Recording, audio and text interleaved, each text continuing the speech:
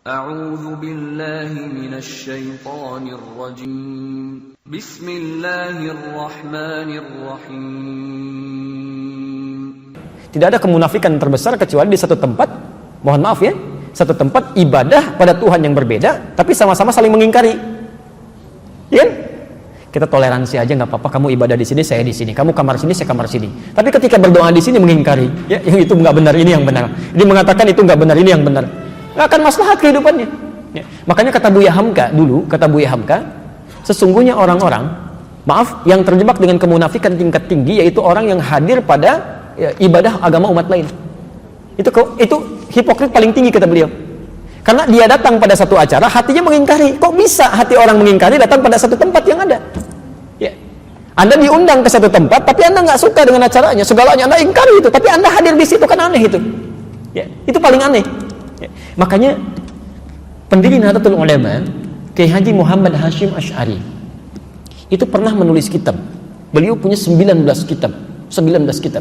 Dari 19 kitab ini, kitab keduanya namanya judulnya Risalah Ahlus Sunnah wal Jamaah.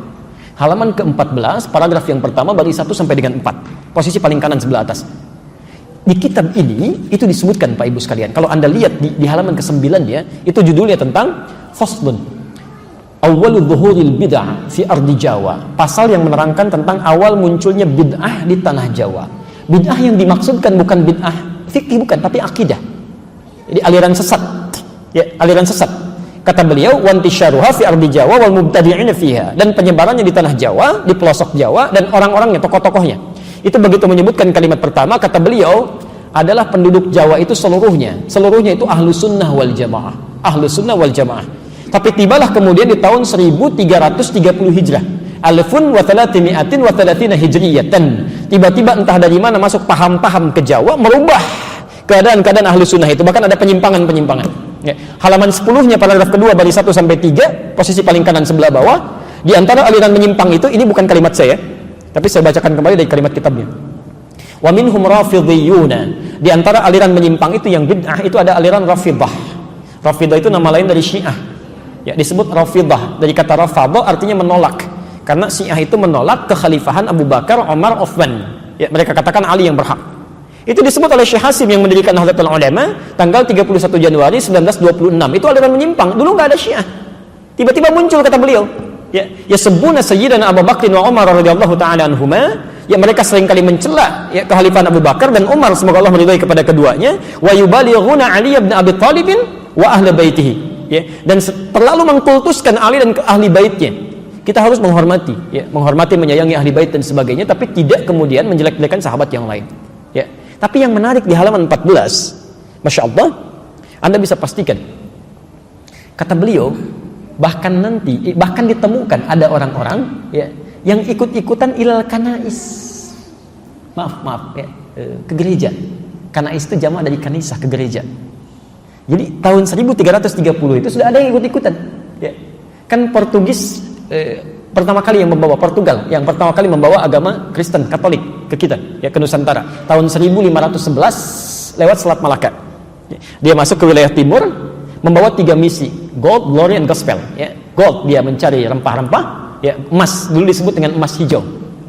Jadi ada teh, ada kopi ya, dan dikemas kemudian oleh Belanda di kemudian hari. Dia coba tanam kopi di wilayah yang sekarang disebut dengan Pondok Kopi, tapi dia gagal ya. Lalu dia pindah ke daerah ke Pariangan ke daerah Bandung ke sana, dekat sedikit ke Malabar, berhasil di situ sampai ekspor pertamanya itu nomor 2 setelah Yaman. Ya, Yaman punya Arabica saat itu. Kemudian ekspor keduanya sama dengan Yaman, ekspor ketiganya melebihi Yaman. Sampai dia bikin pemancar di situ, disambungkan kemudian ke Paris, ditembuskan ke Belanda. Maka dikenal dengan Paris van Java, Bandung pada saat itu. Nyambung ya. Makanya kalau Anda ke Belanda atau ke Eropa mengatakan I want a cup of Java, I want a cup of Java, itu minta kopi. Blender kopi sampai sekarang ada ya. Sebagian ini diambil dari Pagar Alam yang Palembang di sana ya, makanya Anda akan temukan, dan biasanya itu kopinya Robusta, daerah-daerah sana diambil dari sana ya. Itu saya baca jadi di kakak kami waktu ke Leiden itu tadi tentang kopi, kita diskusi bawa ya, sampaikan itu poin-poin yang hadir ke kita. Saya sambungkan dulu. Kenapa nyampe ke kopi? Jadi Portugal bawa itu gold, glory, dia mencari ekspansi penjajahan, gospel, dia bawa kepercayaan dia, Injil. Ya. Dia datang kemudian dia sebarkan. Apa yang pertama dilakukan itu bangun tempat ibadah. Dalam bahasa Latin, bahasa Portugis disebut dengan igreja namanya. Igreja. Lisan orang kita kan kadang suka menyingkat ya, merubah berdasarkan perjalanan waktu. Igreja menjadi gereja. Di gereja itu bukan bahasa Indonesia. Dari bahasa Latin asalnya igreja. Bagaimana cara ibadahnya? Pertama mereka datang ke situ itu 2 hari setelah orang Islam ibadah. Di orang Islam umumnya hari Jumat mereka ke masjid. 2 hari setelah itu mereka berangkat ke gereja. Ya. Nah, cara menyembah orang-orang Katolik nih sampai sekarang itu nggak langsung menyembah Tuhannya lewat perantara. Jadi kalau mau ditebus dosanya datang kepada Bapa, gitu kan? Minta pengakuan dosa dan sebagainya. Disebut dengan Santo. Pada saat itu yang disembah Santo Domingo. Jadi ketika berangkat ditanya mau kemana mereka, nyembah Santo Domingo ke gereja. Santo Domingo. Lisan orang kita senang menyingkat. Santo Domingo menjadi Minggu sampai hari ini. Tidak pakai O. Itu disingkat jadi Minggu. Minggu itu nggak ada, Pak. Nggak ada. Itu bukan bahasa Indonesia asli. Bukan. Ya. Dulu Ahad. Semua mengatakan Ahad. Ya. Santo Domingo disingkat jadi Minggu. Orang kita kan senang menyingkat, bahkan kadang jauh ya. Saya kalau sejak di Timur Tengah olahraga, misal kita main bola, itu kalau ada Abdurrahman, orang Arab panggil Abdurrahman, ta'alina wazzi'. Abdurrahman sini oper bagi. Orang kita enggak. Man oper. Ali li dia di. Domingo, minggu. Hadirlah sampai hari ini. Di masa tahun 1330 Hijrah berkembang itu, Kiai Haji Hasyim Asy'ari memberikan fatwa, tidak boleh ikut-ikutan masuk ke gereja. Bahkan beliau menghukumi siapa yang ikut ke sana mizayyim, bahkan sekedar mengenakan simbol-simbol, pakai topi dan sebagainya, fahuwa kafir, maka ikut dalam kekafiran mereka. Man tasyabaha biqaumin fahuwa minhum. Itu keluar fatwa. Ya. Hati-hati Bapak Ibu sekalian, hati-hati ya, ini tidak mudah. Nah, yang jadi persoalan sekarang, kok bisa sekarang semakin berkembang? Ya. Saya nggak bisa memahami itu. Mohon maaf, saya tidak bisa memahami sampai hari ini. Kok bisa adzan berkumandang di tempat ibadah orang lain? Buka puasa di tempat ibadah orang lain, ngapain?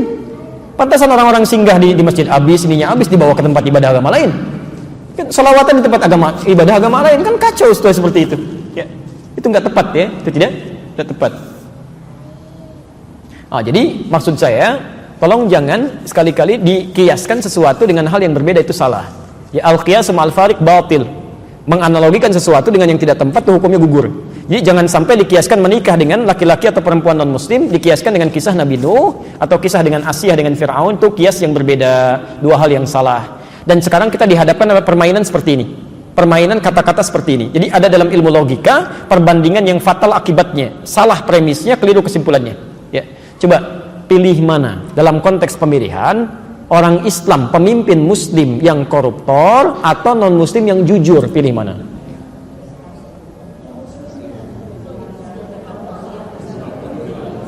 Kan? Pelan-pelan. Itu nggak ada jawabannya.